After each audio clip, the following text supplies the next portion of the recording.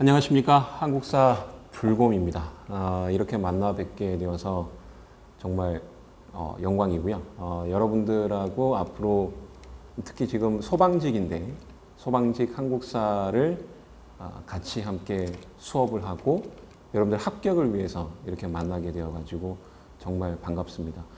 저 소개를 간단하게 좀 해드리면 저는 지금까지 불곰 한국사라는 타이틀을 가지고 속된 말로 음지에서 좀 활동을 하다가 이번에 좋은 기회로 김재규 학원과 첫 인연을 맺게 되어서 노량진으로 입성을 하게 되었고 그 첫 번째로 여러분들 소방직 준비하시는 여러분들과 만나게 되었습니다. 너무 반갑습니다. 제가 추구하는 강의라고 한다면 공무원도 그렇고 경찰도 그렇고 소방직도 그렇고 그러니까 고시 한국사 그러니까 공무원을 준비하기 위한 모든 한국사의 강의 자체가 뭔가 좀 교양적인 또는 알고 보면 쓸데없는 잡다한 지식, 알쓸신잡스러운 그런 어떤 쓸데없는 어떤 썰이나 이런 것들이 많이 붙어 있는 강의들이 좀 많은 것 같습니다. 제가 지금까지 거의 한 10년이라는 시간 동안 한국사, 공무원 한국사, 경찰 한국사 기출문제를 계속 분석을 해왔고 분석을 해본 결과 그런 부분들은 사실상 여러분들을 합격을 위해서는 크게 도움은 안 된다라는 판단을 했고요.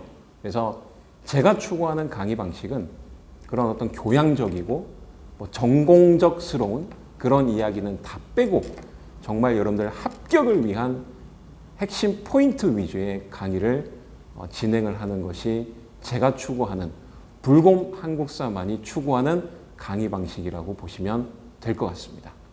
그리고 제가 추구하는 강의 방식 잠깐 한번 보시죠. 관직을 크게 문산계와 무산계로 나눴다라는 거. 관직제를 문산계와 무산계로 나눔으로써 성종 때 관직제가 완성이 됐다라는 거 기억나셔야 돼. 그러니까 당연히 목종 때 전시과를 고치면서 이거를 반영을 해야 되는 거지. 그죠? 그래서 실제 관직을 18과로 나누어 가지고 구분해서 지급했다. 그러면 이게 해결된 거지. 인품을 반영했다라는 것이 이제 해결이 된 거지. 인품을 반영한다 안 한다. 이때 오면 인품을 반영하지 않아도 되더라는 거야. 안 와도 되더라는 거야, 이제는. 객관적인 토지 분급 체계가 마련이 됐다라는 거죠. 그 이유는 성종 때 관직 체계가 마련이 됐기 때문에. 다만 전현직 관료를 대상으로 하는 건 고쳐지지 않았다. 그러면 생각을 해보세요.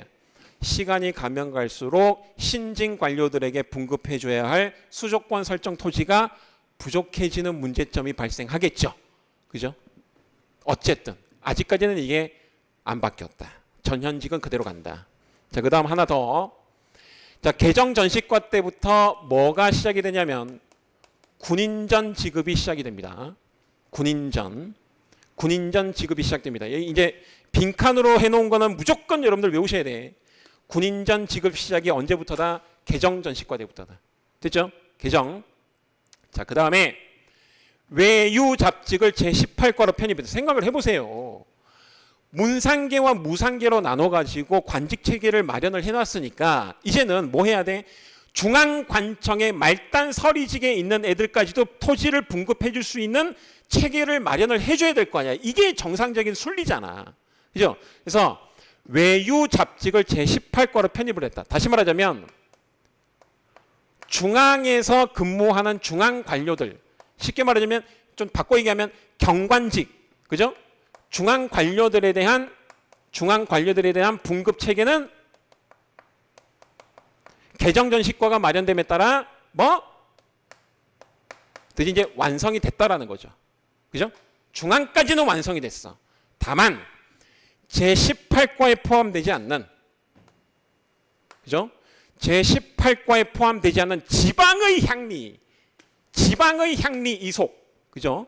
지방의 향리 이속들은 그래도 대우는 해줘야 되니까 얘네들은 한외과라 그래가지고 한외과로 편성을 해서 전직만 지급했다. 그래서 한외과라는 이 키워드가 출제위원들이 장난질을 많이 칩니다.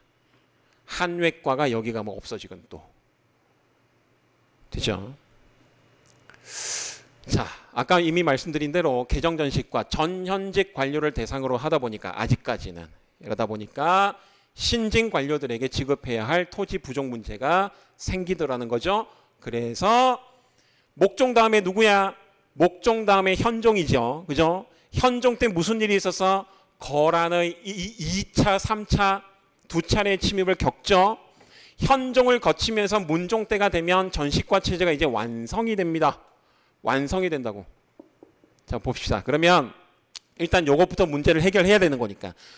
예? 토지 부족 문제를 해결해야 되니까 이제는 뭐다? 현직 관료 중심으로. 현직 관료 중심으로 개편을 했다라는 거죠. 지급 대상을. 됐습니까? 그러면 누가 화가 나? 고위 관직에 앉아 있던 퇴직 관료들이 화가 날 거 아니야. 우리는 어떻게 대우해 줄 건데? 그죠? 또는 지금 현재 고위 관직에 앉아 있는 사람들은 뭐야? 그럼 나 퇴직하면 노후 관리는 어떻게 하라고? 이렇게 되는 거잖아. 그러니까 그에 대한 반대급부로 좀 이제 대우를 해주는 거지. 그래서 오품 이상의 고위 관직자들에게는 공음전이라는 명칭으로 달래줬다는 거죠. 됐죠? 그래서 고위 관료나 퇴직 관료들에게는 뭘 지급한다 이제 공음전을 지급해가지고 이거는 뭐 세습이 가능하게끔 만들어줬잖아. 그래서 이걸 경제적 기반으로 해가지고 요거를 경제적 기반으로 해가지고 성장한 애들이 바로 뭐가 되는 거야? 문벌 귀족이 되는 거지.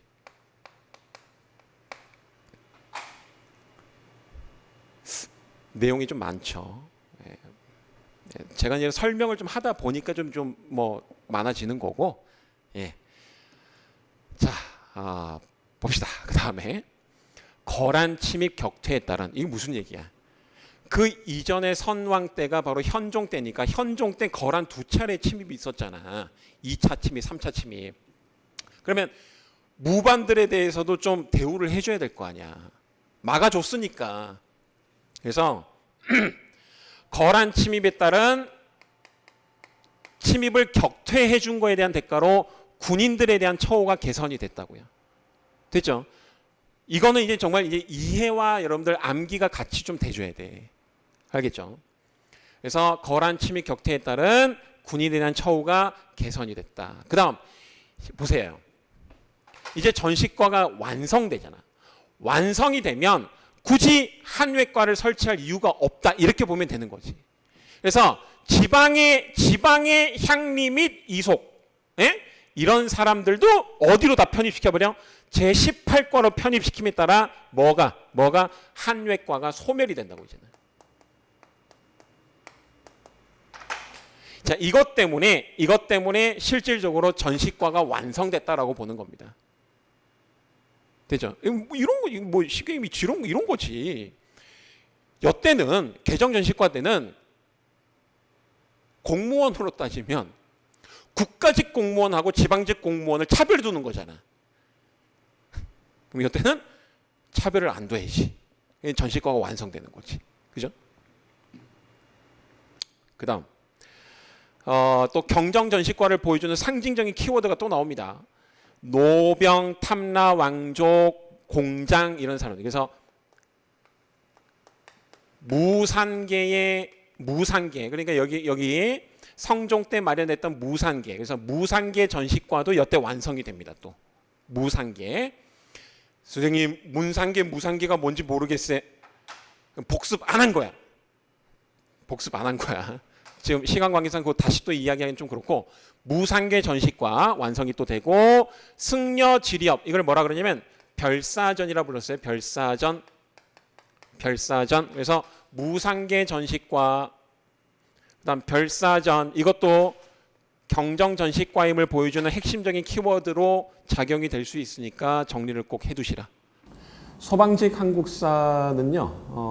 뭐 작년 2018년 하반기 때부터 공개된 기출문제 그리고 지금까지 뭐 기껏 해봐야 한 2회분 정도밖에 안 되는 것 같은데 그것만 가지고 제가 한번 분석을 해봤거든요. 근데 그거 가지고 당장 결론을 내리기는 힘들지만 일단 공개된 기출문제를 토대로 말씀을 드리자면 공무원 한국사, 경찰 한국사 보다는 약간 수준이 낮습니다.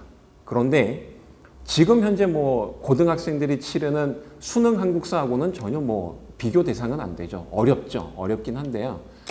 어찌되었든 이거는 꼭 말씀드리고 싶어요. 뭐냐 하면 소방직 한국사를 준비하시는 분들 그리고 지금 처음 하시고자 하시는 분들은 절대로 공무원 한국사 강의, 경찰 한국사 강의 이런 쪽으로 따라가시면 안 된다라는 점입니다. 소방직 한국사는 소방직 한국사 나름대로의 출제 유형과 그리고 그 기조가 정해져 있는 걸로 저는 분석을 했습니다. 그래서 그 난이도에 맞게 그리고 그 출제 경향에 맞게 제가 수업을 할 테니까 너무 걱정하지 마시고 소방직 한국사, 불곰 한국사를 믿고 따르시면 되겠습니다.